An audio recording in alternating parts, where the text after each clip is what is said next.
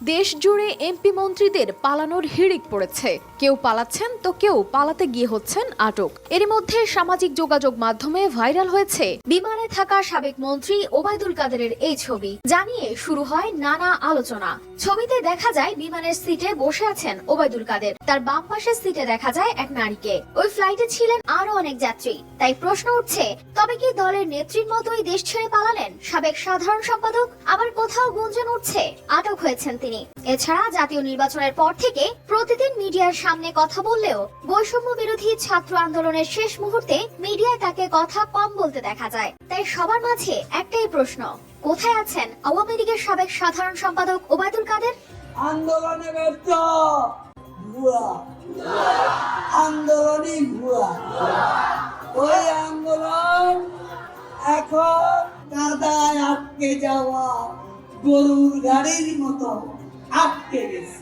আওয়ামী নেত্রী শেখ হাসিনা দেশ ছেড়ে পালানোর পর বিপাকে পড়েছেন তার এমপি মন্ত্রীরা, যে যেভাবে পারছেন গা ঢাকা দিচ্ছেন।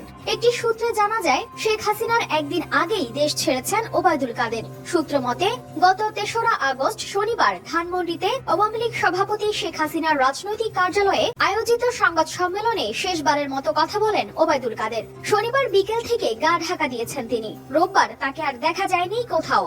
সূত্র বলছে, রবিবার রাতে দেশ ত্যাগ করেছেন আওয়ামী লীগ সাধারণ সম্পাদক এবং সড়ক পরিবহন ও সেতু মন্ত্রী ওবায়দুল কাদের। বর্তমানে তিনি সিঙ্গাপুরে রয়েছেন বলেও জানায় সূত্রটি। তবে অন্য আরেকটি সূত্র বলছে, ওবায়দুল কাদের বর্তমানে নয়াদিল্লিতে অবস্থান করছেন। বিএনপি সরকারকে পালাবার পথ নাকি খুঁজে পাবে না। ফখরুল সাহেব পালিয়ে তো আছেন আপনারা, তারেক রহমান পালিয়ে যায়, আমরা পালাতে জানি না। এই দেশেতে জন্ম আমার, এই দেশেতে মরি। এদিকে মঙ্গলবার সন্ধ্যা থেকে ওবায়দুল কাদেরকে আটকের গুঞ্জন উঠে। সূত্র মতে, সরকার পতনের পর আত্মগোপনে চলে যান ওবায়দুল কাদের। এরপর তিনি যশোরে তার এক আত্মীয়ের বাসায় উঠেন।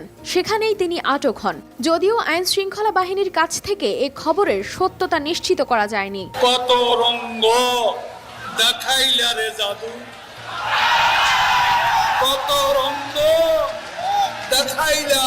তবে এর আগে বিভিন্ন সময় বিএনপির মহাসচিব মির্জা ফখরুল ইসলাম মন্তব্য করতেন, আওয়ামী লীগ সরকার পদত্যাগ করলে পালানোর পথ পাবে না। এর জবাবে ওবায়দুল কাদের বলেছিলেন, তারা পালাবেন না। এই দেশে জন্ম নিয়েছেন, এই দেশেই মরবেন, কিন্তু পালাবেন না। পালালেও কোথায় পালাবেন? প্রয়োজনে ফখরুল সাহেবের বাসায় গিয়ে উঠবেন, না হলে ঠাকুরগাঁওয়ের যে বাড়ি আছে ওই বাড়িতে গিয়ে উঠবেন। পালাবো না, কোথায় পালাবো? প্রয়োজনে ফখরুল সাহেবের বাসায় গিয়ে উঠবো। কি জায়গা দেবেন? না হলে ঠাকুরগাঁয়ের বাড়ি আছে না, ওই বাড়িতে গিয়ে উঠবো। তবে এমন সব কথা বলেও এখন কোথাও দেখা যাচ্ছে না সাবেক এ মন্ত্রীকে। গেল মঙ্গলবার এক সমাবেশে ওবায়দুল কাদেরকে উদ্দেশ্য করে মির্জা ফখরুল বলেন, ওবায়দুল কাদের না পালিয়ে ঠাকুরগাঁওয়ের বাড়িতে আসতে চেয়েছিলেন। এখন তিনি কোথায় পালিয়ে আছেন? মির্জা ফখরুল মজার ছলে ঠাকুরগাঁয়ে আমন্ত্রণ জানান ওবায়দুল কাদেরকে।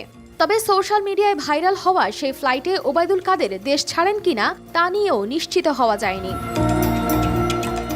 কানিস ফাতেমা শিমু, RTV।